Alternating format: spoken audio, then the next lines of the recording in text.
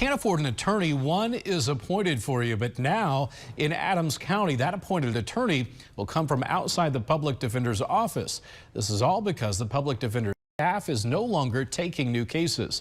WGEM's Dylan Smith is live outside the Adams County Courthouse tonight. So Dylan, what happens now?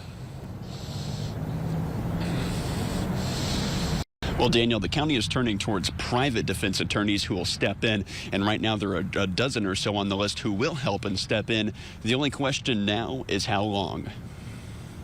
In the last month, Adams County State's Attorney Gary Farha received an email from Public Defender Todd Nelson that he was no longer taking new cases. The public defenders want to say that they're overworked. Overworked, large workloads. And now private defense attorneys are stepping in. A dozen attorneys from across the tri-states are on a list waiting to be called. But Farha says just because they're not from the public defender's office, the same process applies. It's not a private attorney of their choice.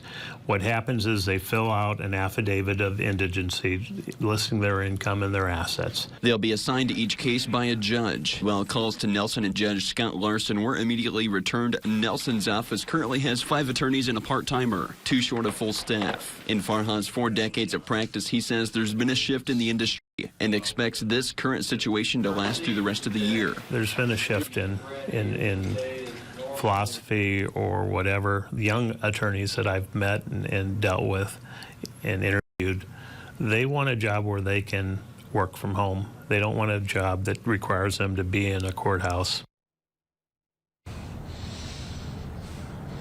And out of the dozen or so special appointed public defenders, Farha says the furthest from Adams County is a Louisiana, Missouri-based attorney. Live in Quincy, Dylan Smith, WGEM News.